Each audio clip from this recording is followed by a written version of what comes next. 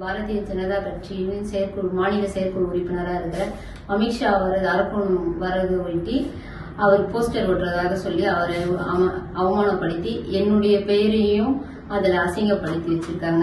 அதில் அந்த போஸ்டருக்கு எனக்கு எந்த சம்பந்தமும் இல்லை, நான் எதுவும் ஒட்டலை. ஆனால் என்னுடைய பேரை மிஸ்யூஸ் பண்ணியிருக்காங்க. அதனால நான் ரொம்ப மன உளைச்சல் அதிகமாக இருக்கேன். அதனால காவல்துறையை அணுகி அவர்கிட்ட கம்ப்ளைண்ட் கொடுக்க போறேன்.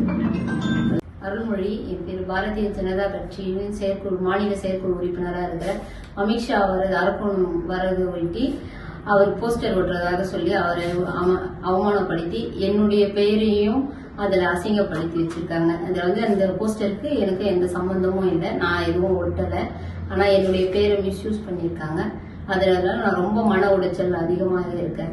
அதனால காவல்துறையை அணுகி அவர்கிட்ட கம்ப்ளைண்ட் கொடுக்க போறேன். சிஐஎஸ்எஃப்பின் 56வது ஆண்டு விழாவில் பங்கேற்பதற்காக பாஜகவினுடைய மூத்த தலைவரும் மத்திய உள்துறை அமைச்சருமான அமித்ஷா வருகை புரிந்திருந்தார். இந்த சூழ்நிலையில் அவரை வரவேற்பதற்காக ராணிப்பேட்டையில் ஒட்டப்பட்டுள்ள போஸ்டர் பெரும் சர்ச்சையை ஏற்படுத்தியிருக்கிறது. அவருக்கு பதிலாக நடிகர் சந்தான பாரதியினுடைய புகைப்படம் அதில் இடம்பெற்றிருக்கிறது. தொடர்பாக அந்த நிர்வாகி விளக்கம் அளித்திருந்த வீடியோவை பார்த்தோம். கூடுதல் விவரங்களுடன் செய்தியாளர் கிரண் இணைப்பில். கிரண், என்ன நடந்தது? எதற்காக இந்த விளக்கம்? விவரமா சொல்லுங்க. வணக்கம் கோபாலகிருஷ்ணன்.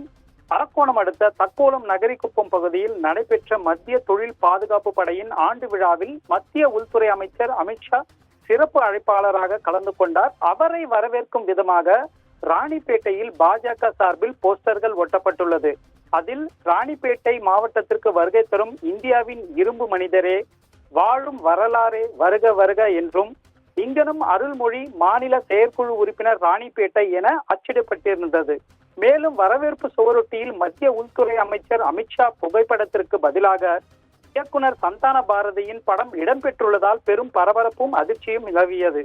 உண்மையில் பாஜக சார்பில் அச்சடிக்கப்பட்டு சுவரொட்டிகள் ஒட்டப்பட்டதா அல்லது அவப்பெயர் ஏற்படுத்தும் வகையில் சுவரொட்டிகள் ஒட்டப்பட்டதா என கேள்வி எழுந்த நிலையில் இது குறித்து பாஜக மாநில செயற்குழு உறுப்பினர் அருள்மொழியை தொடர்பு கொண்ட முயற்சித்த போது அவரது தரப்பில் இது குறித்து வாட்ஸ்அப் பதிவில் வீடியோ ஒன்று வெளியிடப்பட்டது.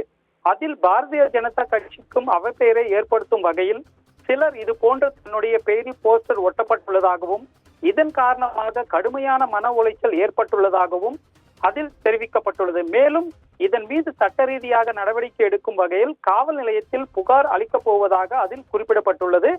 முழுமையான விசாரணைக்கு பிறகு இதன் பின்னணி என்ன என்பது தெரிய வரும் என எதிர்பார்க்கப்படுகிறது. கோபாலகிருஷ்ணன். நன்றி கிரண். அண்மை விவரங்களுக்கு நன்றி.